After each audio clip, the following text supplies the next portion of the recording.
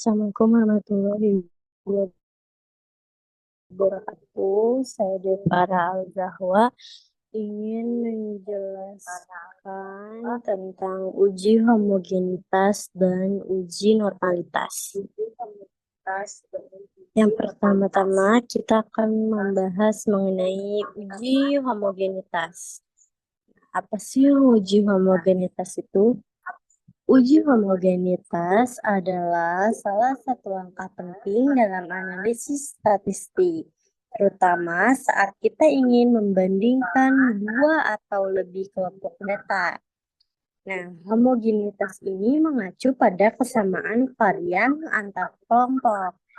Jika data kita memenuhi asumsi homogen, kita dapat menggunakan uji parametrik seperti uji T atau ANOVA untuk analisis lebih lanjut. Nah, di sini kita sudah mempunyai datanya, jadi kita akan menjelaskan tentang rumus-rumusnya. Nah, di sini dari sheet ini kita memiliki data sebagai berikut. Nah, varian kelompok 1 dan kelompok 2. Varian kelompok 1 memiliki data sebesar 1440,27. Kalau varian kelompok 2 memiliki data sebesar 1505,31. Nah, di sini ada jumlah siswa. Jumlah siswa masing-masing kelompok sebesar 25 siswa. Nah, DK ini. Kenapa DK ini 24? Karena DK sama dengan N dikurang 1. N itu adalah jumlah seluruh siswa. Nah, karena kelompok 1 dan kelompok 2 memiliki jumlah siswa 25, maka 25 dikurang 1 sama dengan 24. Maka DK masing-masing kelompok memiliki data sebesar 24. Nah, taraf kepercayaan di sini adalah 0,05. Di sini juga ada F-hitung. F-hitung ini rumusnya adalah varian terbesar kecil. Jadi dengan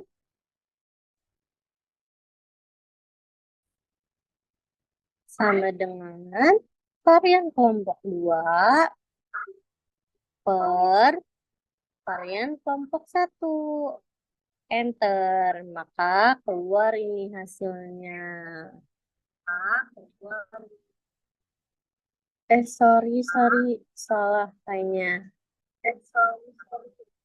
Nah, coba kita lihat F itu. Oh, benar. Nih, sama dengan ini per. Nah, ini hasilnya.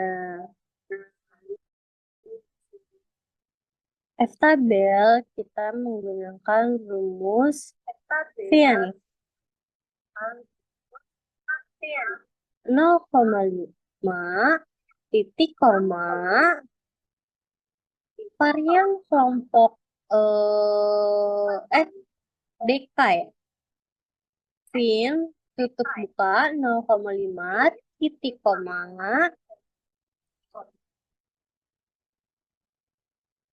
DK kelompok 1 titik koma DK kelompok 2. Di enter, maka hasilnya adalah ini.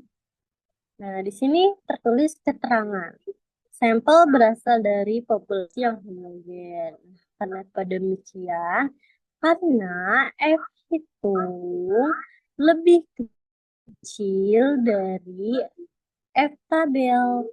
Maka keterangannya bisa disebut berasal dari populasi yang homogen. Lalu selanjutnya kita akan membahas uji normalitas. Nah, apa sih uji normalitas itu? Uji normalitas adalah metode statistik yang digunakan untuk menentukan apakah data yang kita miliki mengikuti normal atau tidak. Nah, distribusi normal adalah asumsi penting dalam banyak uji statistik parametrik seperti uji T dan ANOVA yang memerlukan data yang berdistribusi normal agar hasilnya valid. Nah, di sini saya menggunakan OCI kuadrat. Nah, di sini juga ada panjang interval UBK dan dua. Ini saya dapat dari ini teman-teman.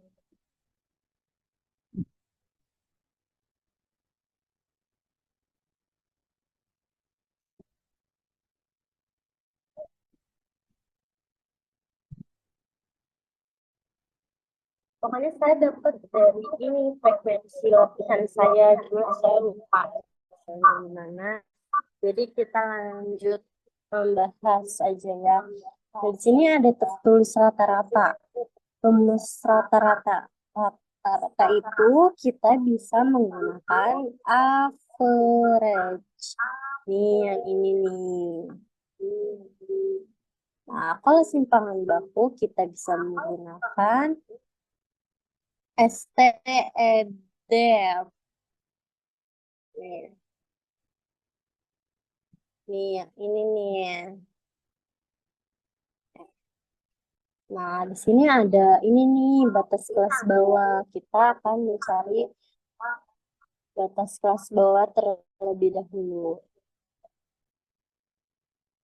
Batas kelas bawah mempunyai rumus yaitu sama dengan kan kita ingin mencari batas kelas bawah maka kita akan menggunakan UBK. Nah, jadi sama dengan UBK dikurang 0,5. Kita enter, maka keluar hasilnya 60,5. Nah, selanjutnya batas kelas atas. Batas kelas atas kita memakai uang. Sama dengan uang ditambah 0,5. Enter, maka keluar hasilnya ini. Jika batas kelas bawah menggunakan kurang, nah batas kelas atas menggunakan plus. Lalu kita akan mencari Z bawah. Nah, ini rumusnya nih teman-teman. Rumusnya adalah sama dengan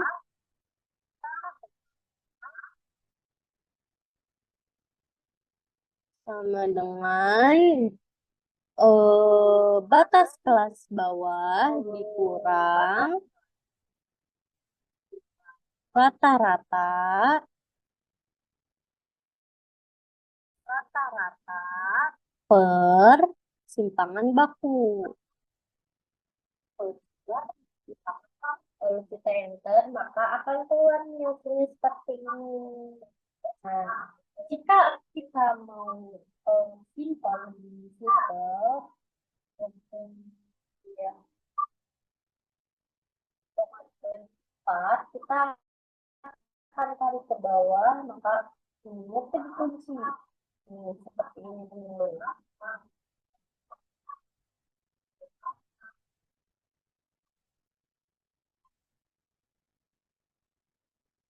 Nah, dikunci seperti ini, maka kita enter, lalu kita tarik ke bawah, lalu udah otomatis kayak gini bawah ini.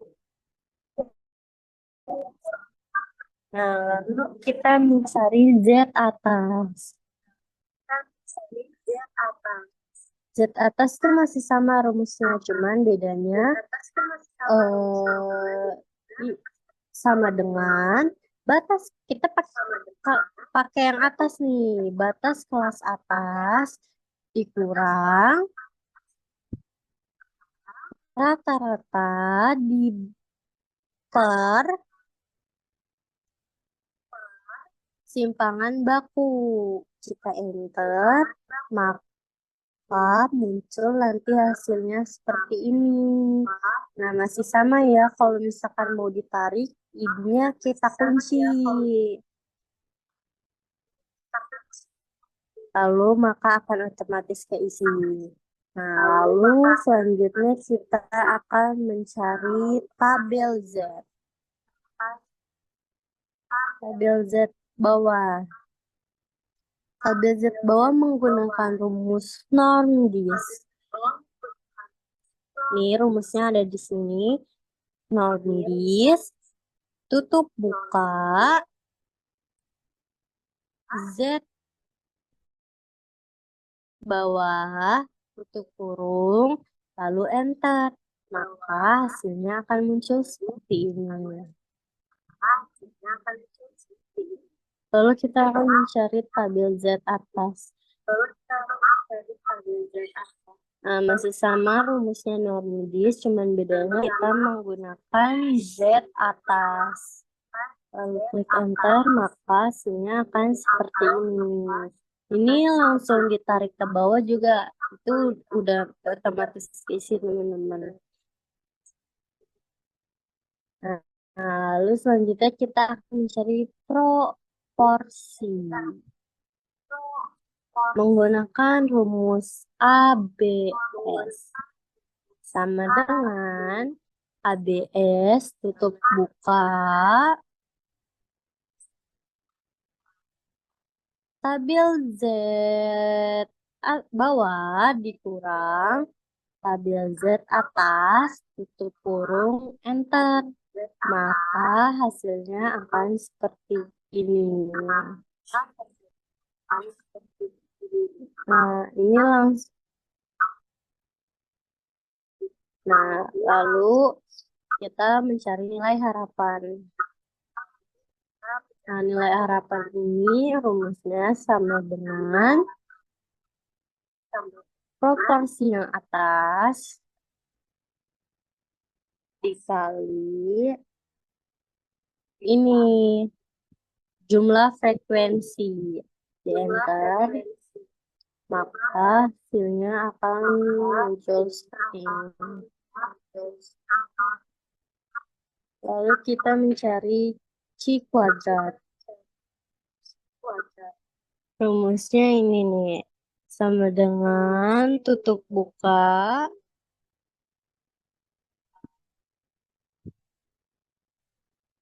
frekuensi atas dikurang nilai harapan yang atas. Lalu ini nih yang tanda kutip gini di 2 per nilai harapan atas. Lalu enter, maka hasilnya akan seperti ini. Nah, ini kita mencari Cihitung. Cihitung itu menggunakan rumus sum. Jadi sama dengan sum, lalu blok ini, terus klik enter, maka hasilnya akan keluar seperti ini. Lalu kita akan cari C-tabel. C-tabel ini menggunakan rumus CHIINV. Tutup buka 0,5 titik koma 5 tutup kurung lalu enter. Maka akan keluar hasilnya seperti ini. Nah, di sini terlihat kesimpulannya. Jika Cihitung kurang dari Citabel, maka hasilnya berdistribusi normal. Nah, di sini kita lihat. Nah, di sini Cihitungnya lebih kecil ya dari Citabel. Nah, maka kesimpulannya adalah data tersebut berdistribusi normal. Nah, sudah selesai teman-teman.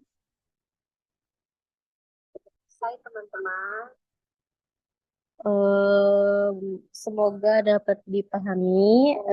Jika saya kurang dalam hal menjelaskannya, saya mohon maaf.